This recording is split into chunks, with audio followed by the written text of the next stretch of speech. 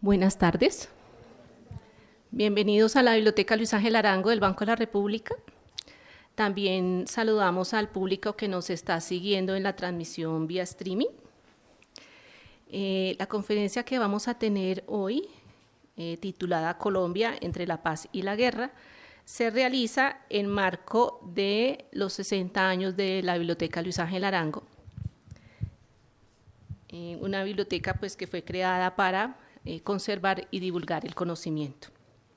Para celebrar los 60 años del habla y en marco de la exposición de la exposición BLA 60 años, Evidencias para una Nación, le pedimos a algunos expertos analizar algunos de los documentos históricos que se exhiben en la exposición que ustedes pueden ver en el segundo piso y que son parte de la colección bibliográfica de esta biblioteca.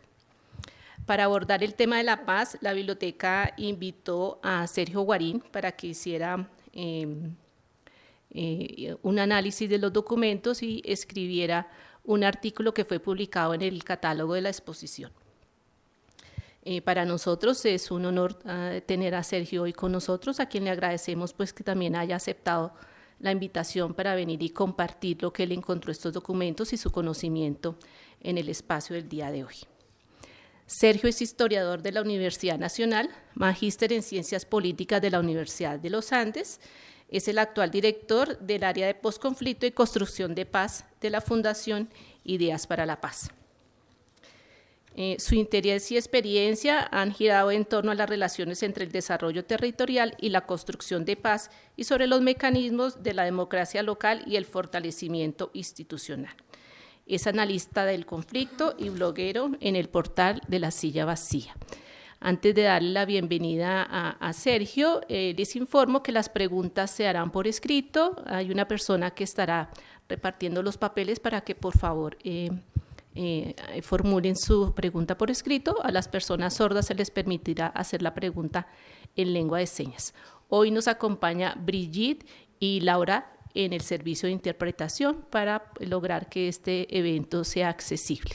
Bienvenido, Sergio. Gracias. Hola, buenas tardes. ¿Se escucha bien allá atrás? Bueno, gracias por la invitación a la biblioteca. Como se mencionó, mi nombre es Sergio y en este momento tengo la responsabilidad de un cargo de dirección en la Fundación Ideas para la Paz. Quiero comenzar esta breve charla con una confesión, y es que este trabajo que me propuso la biblioteca me devolvió a mi pregrado. Yo pensé que lo había olvidado y yo pensé que me había escapado de la historia, pero en realidad esos documentos antiguos y esas memorias del pasado volvieron en ese análisis que tuve la oportunidad de hacer durante ese corto tiempo en el que estuve revisando la colección que el curador o curadora de la exposición realizó. Y fue impactante para mí, porque aunque fui profesor de historia durante varios años, antes de dedicarme al tema del análisis del conflicto, había algo en la historia que no acababa de funcionar para mí, y era estar esos tiempos largos en el archivo, sin saber muy bien qué estaba buscando uno. No sé si ustedes han tenido la posibilidad de hacerlo, pero los incentivo a hacerlo para sentir solamente esa angustia, y es cuando uno lee los documentos del pasado sin saber muy bien qué es lo que está buscando allí. Y volví a esas épocas haciéndome preguntas un poco más recientes. Eso fue una linda oportunidad y también lo agradezco, y que sea esta la oportunidad para agradecerle a la biblioteca haberme puesto de nuevo en esa senda de la historia. Quiero hacer unas reflexiones sobre lo que para mí fue el proceso de leer esos documentos, analizar esos documentos y escribir el artículo que está en el catálogo, que por supuesto ustedes pueden consultar. Son reflexiones de diversa índole. Voy a hablar de algunos asuntos un poco más filosóficos, otros más conceptuales y otros que tienen más que ver con esta necesidad que tenemos los colombianos de parar esta guerra atroz que llevamos a cuestas y que todavía no hemos podido parar. Y quiero empezar por ahí. Cuando uno ve las fotos que están en la colección de la biblioteca y cuando lee los documentos de los distintos armisticios o acuerdos de paz que ha habido en nuestro país, se da uno cuenta que hemos construido esta nación sobre la tumba de muchos y de muchas, y sobre una tumba que es el resultado de la acción violenta entre nosotros. Y causa mucha sorpresa en esos documentos leer cómo se habla de los muertos, porque los muertos son en la mayoría de los casos números, y son números que van creciendo a medida que pasa el tiempo.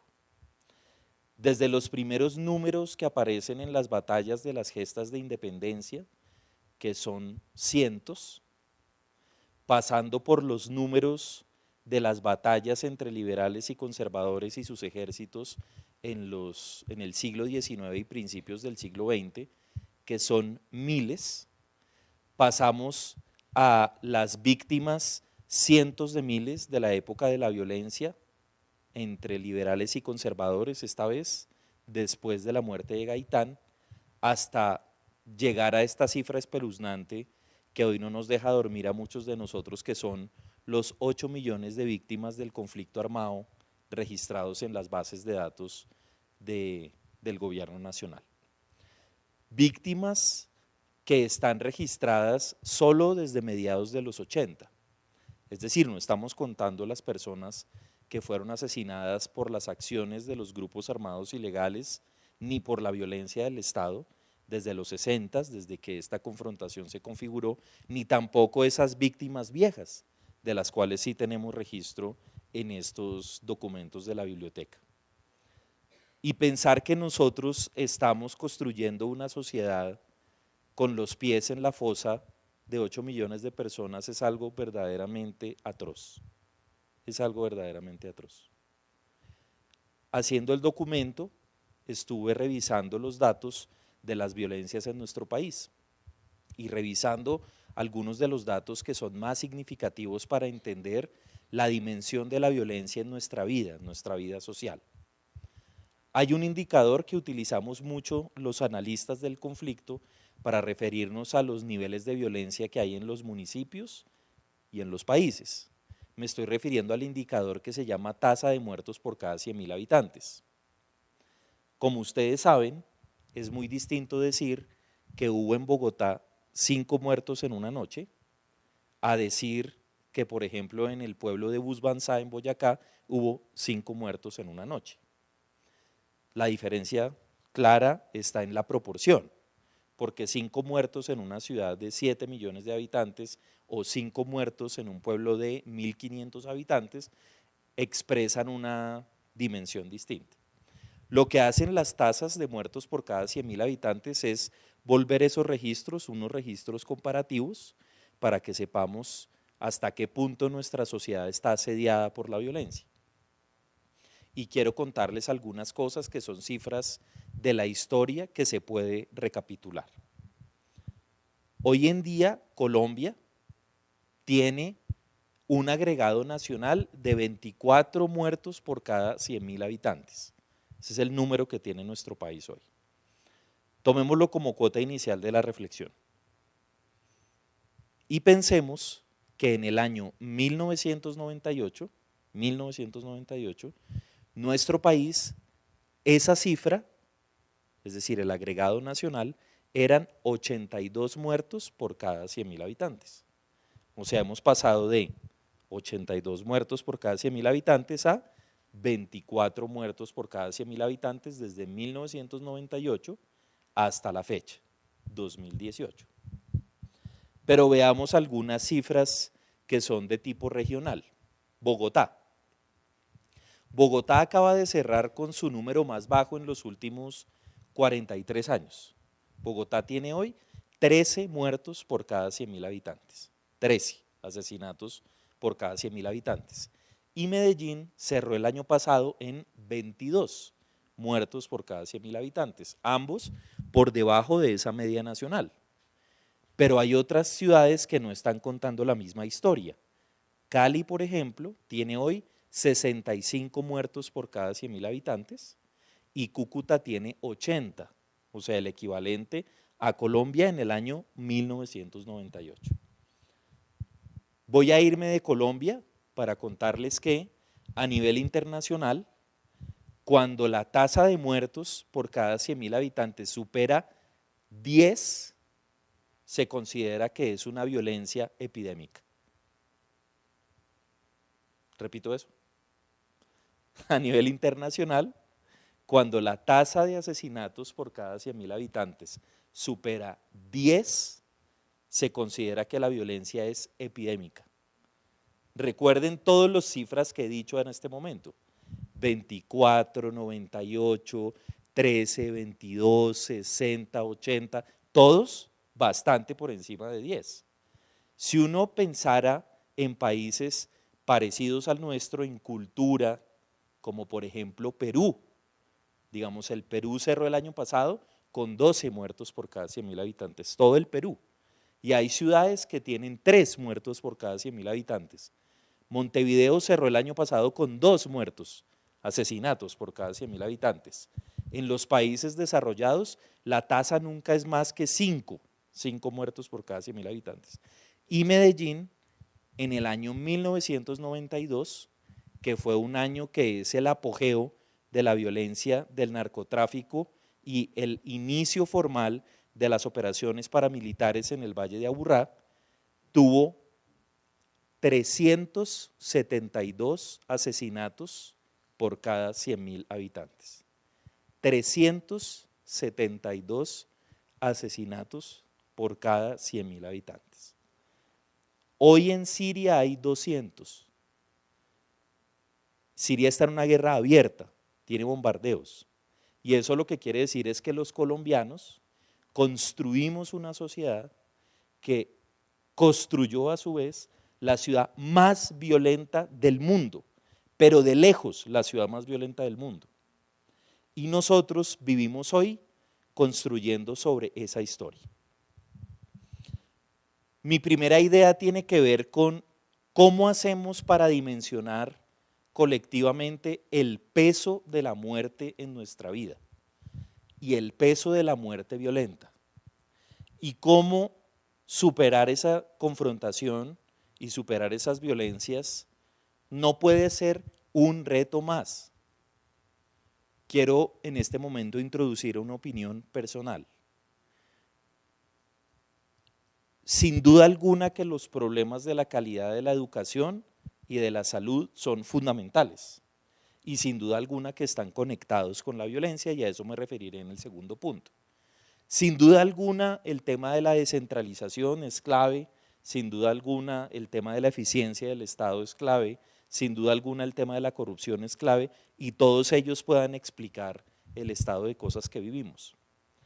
Pero nosotros como generación tenemos la responsabilidad moral de parar el baño de sangre y de hacer conciencia que esta ciudad la hemos construido sobre esas violencias. Una cosa que es aterradora, mirando los documentos de la biblioteca, es que los números de la violencia empiezan a subir y siguen siendo números y no un drama humano que determina nuestra identidad. Y hoy estamos parados sobre las 8 millones de víctimas del conflicto armado, discutiendo sobre si quizás la agenda principal de Colombia es la corrupción.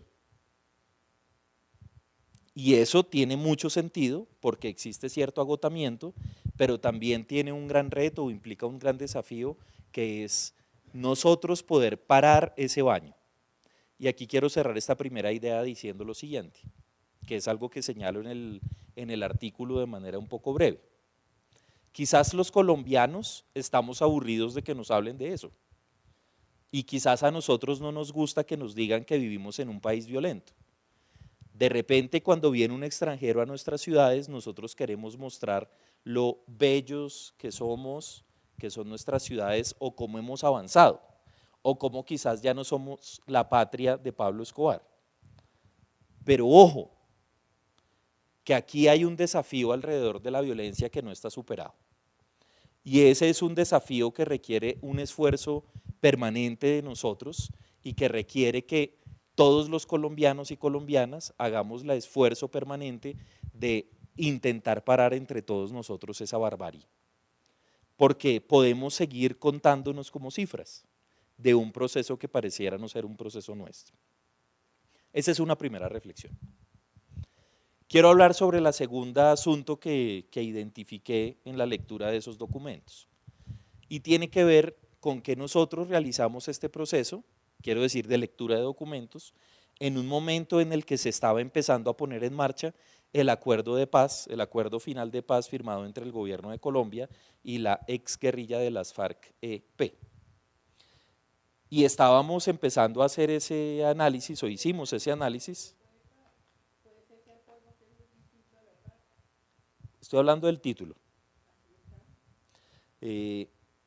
Nosotros estábamos arrancando a hacer ese análisis en medio de la implementación inicial del acuerdo.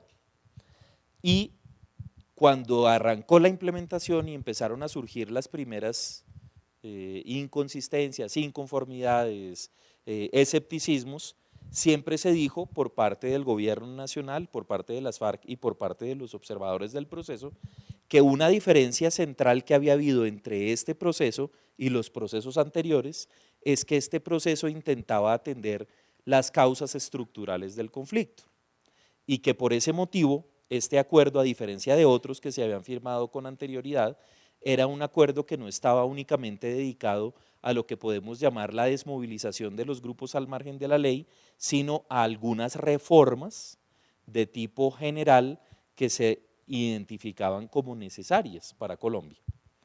Se dice, por ejemplo, que el acuerdo de paz tiene un punto 1 dedicado al desarrollo rural, que atiende problemas que son históricos, que tiene un punto 2, que es el de participación política, que además de darle posibilidades de expresión política al grupo político conformado por las ex-FARC, como, digamos, como guerrilla, tiene también muchas medidas para ampliar la democracia local y para robustecer los mecanismos de la democracia participativa.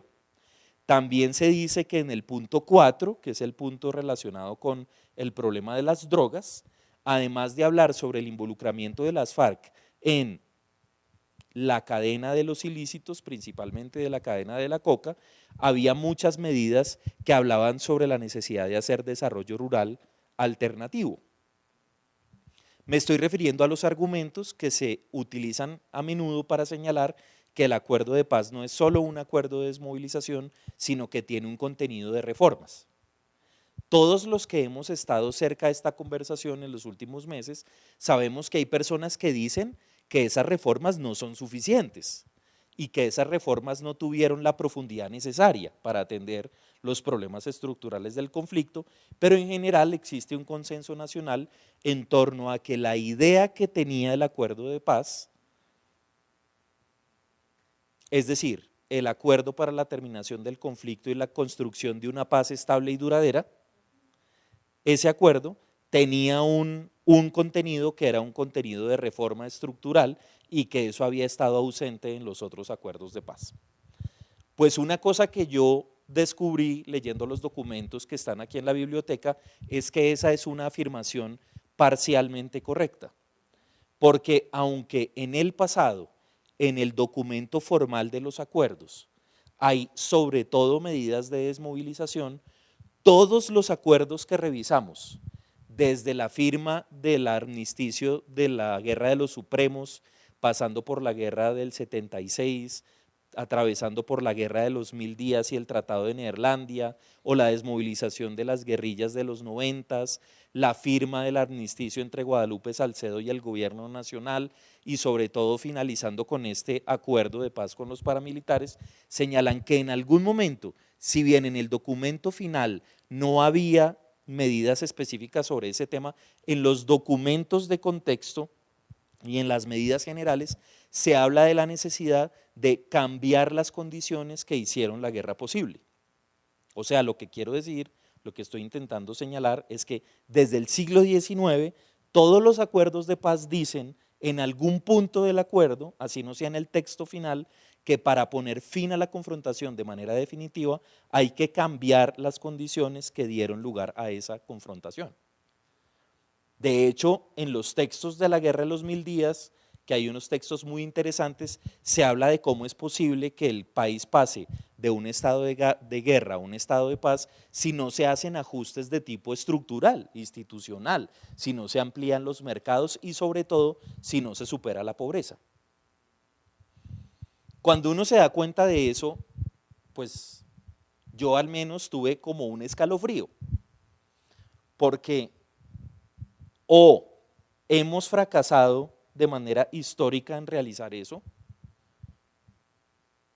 y si eso es así, ¿cuál ha sido la razón por la cual hemos fracasado? ¿O nos contentamos con afirmar un asunto que todos sabemos o que todos creemos que sabemos sin en realidad querer poner eso en marcha? Es decir, o no lo hemos hecho, habiéndolo señalado, o hemos fracasado en el intento. Y esa me parece que es una pregunta escalofriante, porque si el cierre definitivo de la confrontación violenta en Colombia parte de identificar que hay unas razones un poco más estructurales, socioeconómicas, que han dado lugar a esas confrontaciones, y que acabar con la confrontación no es solo quitarle las armas a la gente, sino cambiar la condición de economía, la condición de desarrollo, la condición de sociedad. Si eso lo sabemos desde el siglo XIX, ¿qué nos pasa? O sea, cuando uno revisa en la historia, pues hay muchas visiones de la historia que le dicen a uno que las élites colombianas son élites opacas, que son élites ambiciosas, que son élites que pobretean, digamos, el sentido real de las cosas, y que el interés de ellas, de esas élites, nunca ha sido, en realidad, tener acuerdos de paz, porque hacer los acuerdos de paz implica la pérdida de su privilegio. Y esa lectura histórica está allí y está en algunos documentos. Sin embargo, implicaría eso señalar que todas esas élites durante todas esas épocas en el tiempo se han comportado de la misma manera. Y aquí surge una pregunta. Voy a pasar al tercer punto de mi exposición, porque esto segundo lo que quiero decir es, hay una sorpresa en esa lectura, y esa sorpresa deja una pregunta que es necesario entender de manera más clara. En este tercer punto quiero hacer como un reconocimiento filosófico, si se quiere, y es que yo soy una persona que está muy influenciada por una escuela de pensamiento que hoy se conoce con el nombre genérico de pensamiento sistémico. En general se conoce con ese nombre. Y ese pensamiento sistémico, que está influenciado a su vez por pensadores que son pensadores de distintos países y distintas corrientes que confluyen en esa idea desde hace más o menos 30 años, tiene algunos postulados que son retadores para la manera general como entendemos la historia. Algunos de los postulados son los siguientes, Primero, que lo que nosotros vivimos es un sistema, en donde nosotros vivimos es un sistema que tiene una propia lógica y un propio funcionamiento que a veces ni nosotros mismos entendemos. Es decir, que la sociedad, que parece a veces un caos, tiene como un orden, pero ese orden no es el orden que quieren los sujetos del sistema, sino es un orden que se da por cómo se conectan las relaciones todas juntas. Voy a profundizar en ese tema que quizás es un poco más abstracto. Lo que quiere decir ese pensamiento, que yo lo comparto, es que en realidad los hombres somos más hijos de la historia que la historia hijas de los hombres. Que no existe tanto el líder o lideresa que es capaz de cambiar de manera sistemática lo que sucede en el mundo, sino más bien que la historia genera de esas personas que son como los símbolos de su tiempo. Si uno piensa desde esa perspectiva, que es una perspectiva, por supuesto, una entre muchas perspectivas que tiene este tema, se podría plantear por qué en el sistema colombiano ha fracasado los intentos de paz. Eso quiere decir que no hemos tenido unas personas que no han sido capaces o no han querido adelantar una serie de cambios, o hay algo en nuestras relaciones, hay algo en nuestra sistémica de relaciones que hace que la paz fracase? Y yo tiendo a pensar que la respuesta adecuada es la segunda. Y quiero elaborar un poco sobre esto, esta idea que es, digamos, como mi tercera aporte para ustedes. Llevo ya casi 20 años estudiando los temas de la paz en Colombia y los temas de los acuerdos de paz. Y he comprendido en esos años que muchas veces los verdaderos problemas no están en la mesa de negociación, sino son problemas de los poderes que están debajo de esos procesos de negociación. Y lo que creo es que a los colombianos nos ha quedado grande la tarea de hacer cambios políticos sin hacer uso de la violencia. Si uno se da cuenta, Colombia durante su vida republicana, cuando ha acudido a la violencia, uno ve una, digamos, como una estrecha relación entre los usos de la violencia extendidos por demás y los momentos de transición política. Y eso lo que quiere decir es que el sistema político colombiano no ha sido capaz de elaborar un mecanismo para generar cambios en las dinámicas del poder sin que estos estén acompañados con violencias de distinta naturaleza. Es como si la violencia se hubiera convertido en nuestra estrategia principal para ejercer cambios en las modalidades de dominación. El ascenso del paramilitarismo, por ejemplo, en Colombia, desde finales de los años 80, durante todos los 90 y con mucha intensidad durante la primera década de los 2000, se explica, entre otras cosas, porque unas élites regionales dedicadas a ciertos renglones de la economía que estaban lejos del poder central y se sentían abandonados por el circuito de la construcción del poder, a través del paramilitarismo lograron insertarse en la mitad de la toma de las decisiones. Y lo mismo sucedió, por ejemplo, cuando las bases liberales quisieron diferenciarse de la institucionalidad liberal, que era la que le proveía el partido, y mostrarse como unos motores de cambio. Lo que estoy diciendo acá, que es una hipótesis de trabajo, que sale de la lectura de esos documentos y de las lecturas previas, es que quizás nuestra recurrencia por la violencia es una recurrencia de tipo sistémica, que se explica en la incapacidad que tenemos de hacer cambios en los equilibrios del poder a través de vías no armadas. Pareciera como si nosotros como sociedad hubiéramos aceptado que la manera más eficaz de cambiar los circuitos de poder es a través de la violencia y de una violencia que se vuelve hegemónica. Eso, por supuesto, como lo mencioné, es una hipótesis. Eso, por supuesto, es una hipótesis. Pero está planteado desde la idea de cómo explicamos que los colombianos estemos asesinándonos de manera tan sistemática desde el siglo XIX sin buscar una explicación que sea una explicación que culpabilice únicamente a unos sujetos y plantee que esos sujetos quieren el malestar de todos los otros sujetos, que por supuesto es una explicación que nosotros podríamos acoger, pero que me parece que es una explicación que es al menos incompleta. No estoy diciendo que sea del todo fracasada, pero sí creo que es al menos incompleta.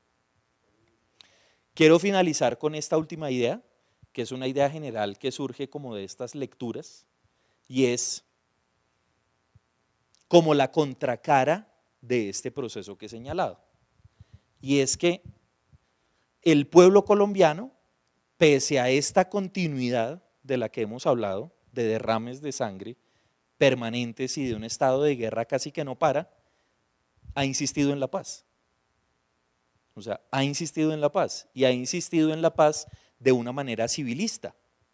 Lo que uno ve en estos documentos es que así como ha habido siempre un grupo de guerreros dispuestos a imponer sus posiciones y sacar de ello sus mejores provechos, siempre ha habido parte del Estado y parte de la ciudadanía que han intentado esforzarse por acallar los fusiles, por parar la violencia y por hacer concesiones. Lo que es impresionante en estos documentos, o al menos para mí resultó impresionante, es que las dudas que hoy tenemos en la Jurisdicción Especial para la Paz o las dudas que se han expresado socialmente por parte de algunos sectores sobre la Jurisdicción Especial para la Paz, sobre si los jueces son imparciales, sobre si vale la pena sacrificar la justicia por la verdad, si es bueno amnistiar a las personas, si es bueno que se les den estipendios. Esas discusiones, de manera por supuesto modificada, pero esas discusiones están desde el siglo XIX. Y en esos documentos, por ejemplo, hay unas interesantísimas discusiones en las cuales se plantea sobre si a los guerrilleros liberales, guerrilleros digamos, a la tropa liberal comandada por el general Aquileo Parra, que se le va a amnistiar, sí se le debería amnistiar, y hay una discusión en esos documentos sobre los efectos que podría tener la amnistía de estos guerreros liberales en que se reciclen con el futuro la violencia. Y el gobierno conservador ofreció en ese momento algo que fue impresionante, que fue un estipendio para las tropas liberales, para que las tropas liberales se devolvieran a sus lugares de origen y pudieran reinsertarse nuevamente en la economía regular. De hecho, se pedía, por ejemplo, que hubiera personas que certificaran que el personaje que estaba siendo reincorporado sí tenía la intención de hacerlo y que esa persona que daba buena fe de esa intención era la persona que lo iba a acompañar en ese proceso. Obviamente, leer las cosas con los lentes de hoy es puro anacronismo, como dicen los historiadores, ¿verdad? Pero guardadas las proporciones, lo que uno se da cuenta es la discusión permanente sobre los mecanismos de la transicionalidad y sobre si un Estado debe hacer el esfuerzo de compensar a las personas que han estado en una situación de conflicto con el Estado. Y aquí la discusión no es fácil, nunca ha sido fácil, y pese a ello hemos persistido, lo que es una cosa bastante impresionante. O sea, un Estado que es capaz de producir los acuerdos de paz de los 90, y solo voy a arrancar por esos, me voy a olvidar del de la Uribe, en la presidencia de Betancur, cercano al año 82-83. Voy a partir desde la década de los 90, pero una sociedad que es capaz de sentarse y negociar con el M-19, con el PRT, con el Quintín Lame, con la corriente.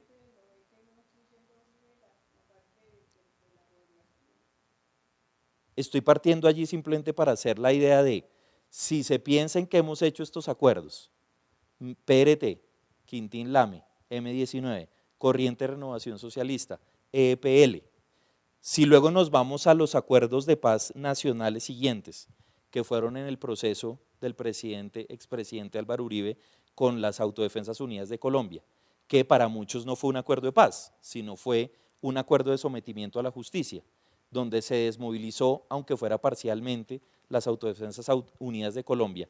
A este acuerdo de paz de las FARC estamos diciendo que este país en menos de 30 años desmovilizó 15 grupos armados ilegales, 15 grupos armados ilegales, lo cual requiere un esfuerzo enorme digamos, de creencia en que la salida negociada es una salida posible.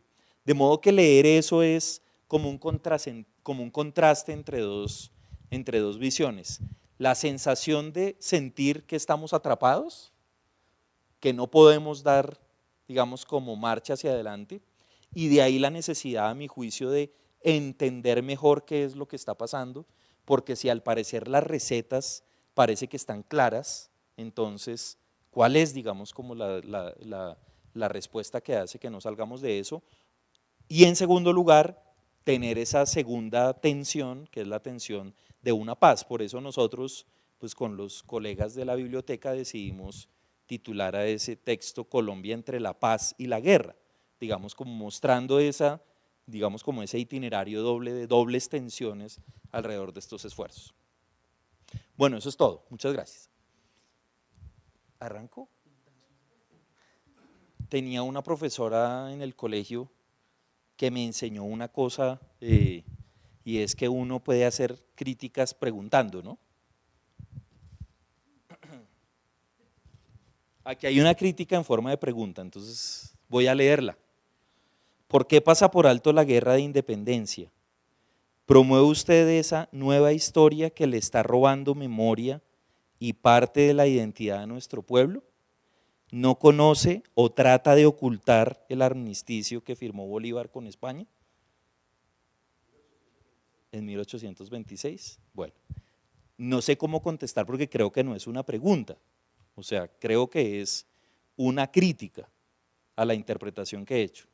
Entonces, como la asumo como crítica, le diría, la postura que acabé de señalar es una historia, es una postura que explica un proceso de lectura de unos documentos. No estoy hablando sobre la visión mía sobre el conflicto armado en general. Si oculto o no conozco o oculto, bueno, lo conozco, por supuesto, el armisticio, pero no pretendo ocultarlo, por supuesto. Dice aquí, lograremos la paz en Colombia cuando las potencias imperialistas la dejen desarrollar. Que creo que eso también es como una especie de no pregunta, ¿sí? De no pregunta. Creo que la persona que escribió debería, digamos, lo que creo que está pensando es, creo que no vamos a lograr la paz en Colombia hasta que las potencias imperialistas nos dejen desarrollar, ¿cierto? Y yo lo que voy a contestar frente a eso es, yo no comparto eso. Si yo compartiera que solo vamos a lograr la paz el día en que otros dejen de hacer lo que hacen, no estaría en este negocio.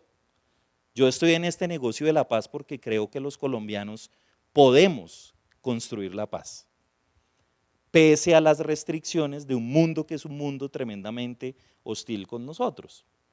Yo creo que sin duda alguna la paz tiene un enorme problema de desarrollo económico adentro, pero creo que si la paz depende de la División Internacional del Trabajo y del cambio radical en la División Internacional del Trabajo, pues estamos condenados a la guerra, digamos. Y eso creo que puede ser una visión válida, digamos, para entender el mundo, pero creo que si yo, que me dedico al tema de la construcción de paz, creyera en eso, pues estaría más cerca al suicidio que a otra acción vital.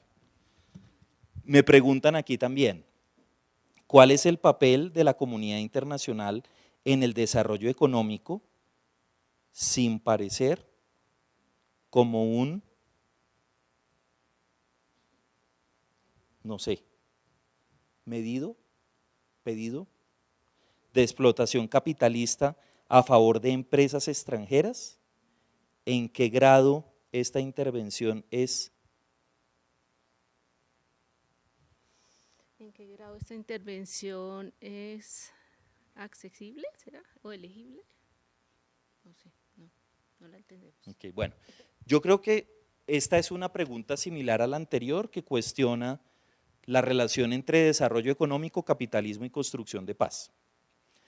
Tengo la impresión personal de que si nosotros comprendemos el esfuerzo de la paz o el logro de la paz como la superación del estado de cosas capitalista, estamos sacando a la construcción de la paz de la órbita de nuestra competencia. O sea, creo que si nosotros lo que estamos diciendo es que vamos a lograr paz cuando eso suceda, es decir, cuando nosotros superemos el estado de cosas capitalista, entonces lo que estamos diciendo es que lo que nosotros podemos hacer en el día a día por construir esa paz es poca cosa, yo no creo. Y quiero decirles, por ejemplo, que con respecto al tema de las muertes violentas, si uno mira las cifras de medicina legal del año pasado, esas muertes violentas en Colombia, casi en la mayoría de los casos, al menos en los núcleos urbanos, se deben a temas que podemos clasificar como temas de convivencia. Eso quiere decir que muchas personas están siendo muertos por manos de sus vecinos, de sus allegados, por asuntos relacionados con la convivencia cotidiana. Y eso es un dato impresionante, o sea, porque en todas partes del mundo la gente tiene discrepancias y en todas partes del mundo la gente tiene celos y le quitan el marido o la mujer, y en todas partes del mundo hay cerramiento de linderos, y en todas partes del mundo hay negocios turbios, llamemos así, pero no en todas las sociedades del mundo eso se tramita a través de la violencia, y menos de la violencia interpersonal que implica que se recurra a otro para matar al tercero en disputa o al segundo en disputa. El mercado que nosotros tenemos en Colombia, el mercado laboral relacionado a la eliminación de personas que le son incómodas a uno, es un mercado increíble, o sea, es un mercado enormemente grande. Y ese mercado es un mercado que nosotros tenemos la capacidad de controlar. Por supuesto, hay visiones que son un poco más, digámoslo, estructuralistas, que dicen que eso pasa porque no hay oportunidades, que eso pasa porque no hay desarrollo, que eso pasa porque no hay pobreza. Pero los datos fríos dicen lo contrario, o sea, datos fríos dicen que hay sociedades más inequitativas que Colombia en términos, digamos, comparados regionalmente, y que hay ciudades en donde hay más pobreza, pero hay menos acceso a la criminalidad para la solución de los problemas. Y eso es un asunto que creo que al menos a nosotros nos debe interpelar. ¿Quiere hacer una pregunta?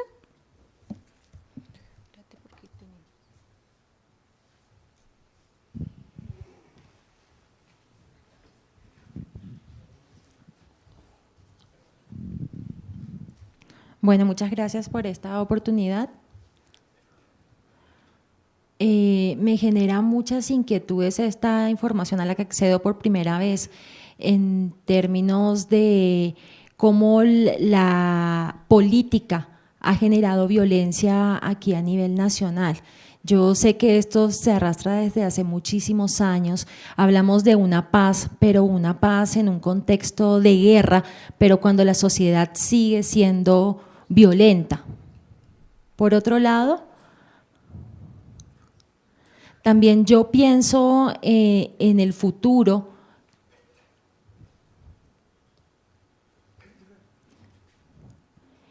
y que esa violencia que uno ve en la sociedad no es solamente una violencia evidente, sino algo que uno lleva por dentro, una violencia invisible, unas rabias, unos sentires en la sociedad colombiana que muchas veces uno, sin darse cuenta, la puede llegar a exponer y ser violento con otro.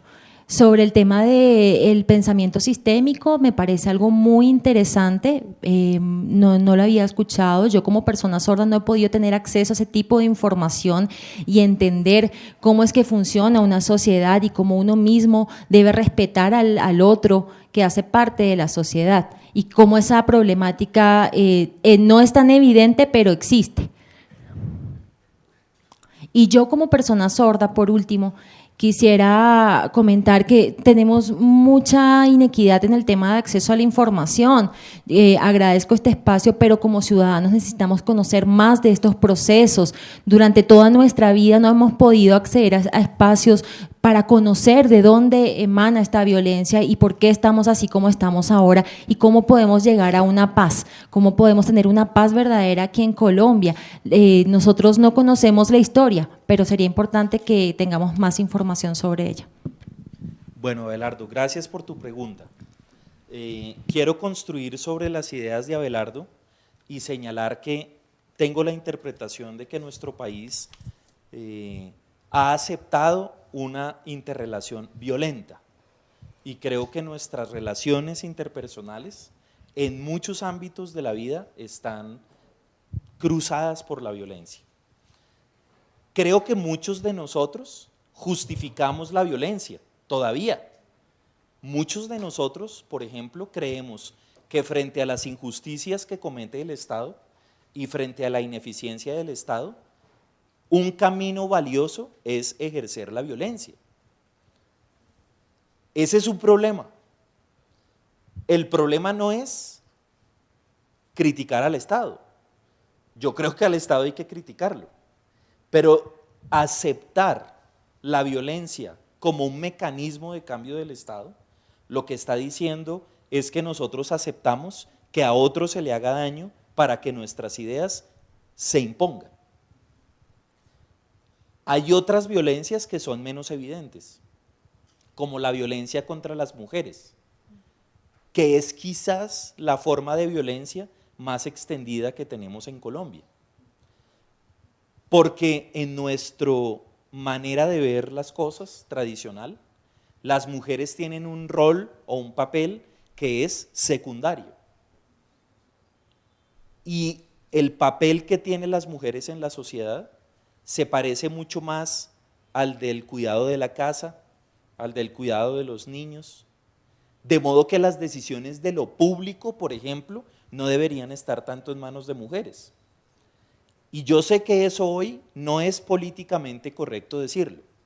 De hecho, casi ningún político lo dice, pero muchos lo creen, muchos lo creen. Y esa misma violencia está en las universidades, en la relación entre los profesores y sus alumnas, y esa misma violencia está en las oficinas, entre los jefes y sus empleadas. Y también hay otros mecanismos de violencia, como la violencia de la exclusión al otro, como lo que significa, por ejemplo, que nosotros tengamos colegios funcionando en donde en las aulas de esos colegios hay niños sordos o niños con limitaciones cognitivas y que a nadie le importa si ese niño no está aprendiendo. Eso es un acto de violencia.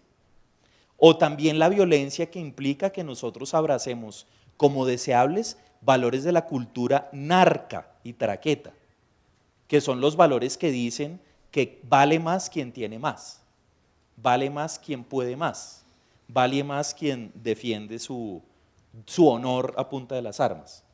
Yo creo que nosotros en Colombia tenemos una manera esencialmente violenta de relacionarnos y que en temas como estos, por ejemplo, esa manera violenta de relacionarse sale con mucha frecuencia. Sale con frecuencia en la manera de descalificar las opiniones que tienen los otros, sale con frecuencia en el modo de criticar la superficialidad que puede tener alguna persona al referirse de las cosas del conflicto, de la paz, y sale también en una cosa que es muy colombiana, que es como esta idea de esto que yo vivo nadie lo entiende y yo solo soy el que lo entiendo y nadie puede hablar por mí porque yo soy el que debe estar ahí decidiendo qué es lo que se debe hacer. Nosotros hemos hecho muchos acuerdos de paz, pero ese acuerdo de paz más cultural, más desde la base, no lo hemos hecho aún y creo que eso es una cosa que nos falta. Me hacen aquí una pregunta que dice, desde tu punto de vista y frente a tu presentación del conflicto, ¿qué opinas del aumento presupuestal que se está haciendo actualmente a la guerra? Bueno, yo creo que el país y el Estado más bien, tiene prioridades confundidas en torno a la manera más eficaz de solucionar los conflictos. Yo creo que asignarle presupuesto a las fuerzas militares por encima de otras necesidades revela la manera simplista en la cual entendemos los problemas de la paz y en la cual asumimos que si tenemos más disuasión y tenemos más capacidad de fuerza, vamos a poder contener las amenazas. Yo creo que el país necesita seguridad y creo que los colombianos merecemos más y mejor seguridad. Pero sin duda alguna, si comparamos el presupuesto que tiene la policía, por solo hacer un ejemplo técnico, con las fuerzas militares, nos vamos a dar cuenta que el presupuesto de las fuerzas militares es superior al de la policía, cuando en realidad los ciudadanos a quienes acudimos o a quienes deberíamos poder acudir cuando tenemos un problema de seguridad son a los policías, no a los militares. Funcionalmente los militares están más dedicados a lo que se llama la defensa del Estado en su conjunto, los problemas de soberanía nacional. Los policías son para atender nuestros asuntos y el Estado en Colombia está aceptando una deficiencia de financiación en el pie de fuerza policial. Por supuesto, habrá quienes digan no, policía no, y que el ESMAD lo quiten porque lo que necesitamos es plata de educación. Pero lo que estoy diciendo es que yo comparto la idea de que la manera como asignamos el presupuesto en Colombia refleja la miopía con la cual nos aproximamos a entender los problemas del conflicto y de la paz, y que sin duda alguna seguir haciéndole énfasis a los temas de la seguridad nacional no nos va a llevar por un camino de no reproducción de la violencia en el futuro. Bien, tenemos acá una última pregunta que nos llega por los seguidores que están vía streaming, que es de Luis Felipe Gutiérrez. ¿Somos los colombianos más pacifistas en este momento en la historia? Es una muy buena pregunta.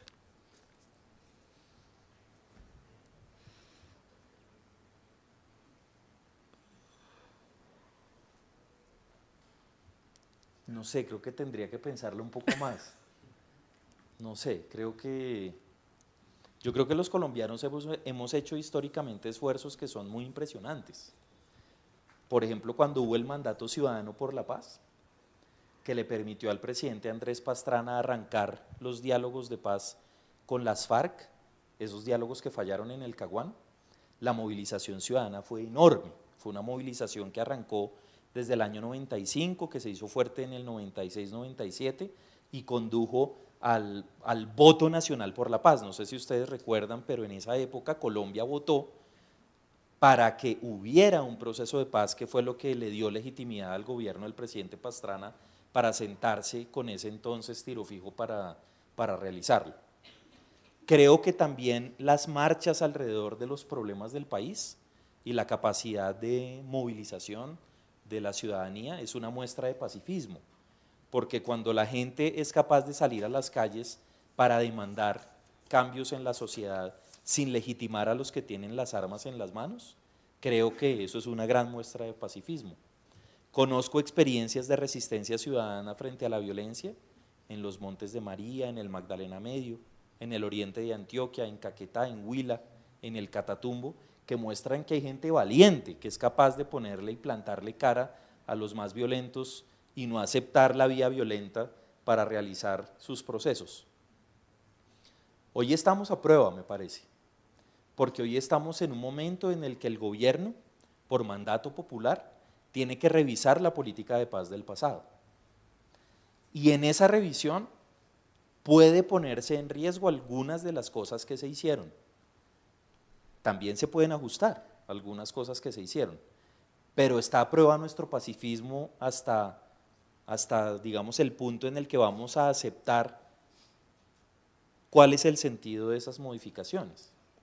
Yo creo que los colombianos tenemos resiliencia y yo creo que los colombianos tenemos capacidad de resistencia. Está muy difícil la pregunta. Bueno, muy bien, Sergio. Muchas gracias por compartir este rato con nosotros. Queremos invitarlos a que visiten la exposición que está ubicada en el segundo piso. Allí están exhibidos los documentos a los cuales algunos hizo referencia Sergio y hay otros más. Bueno, y agradecemos a todos los que nos han acompañado en este ciclo de conversación acerca de la exposición Blas 60 años para conmemorar pues este aniversario más de la Luis Ángel. Bueno, gracias por estar acá este rato.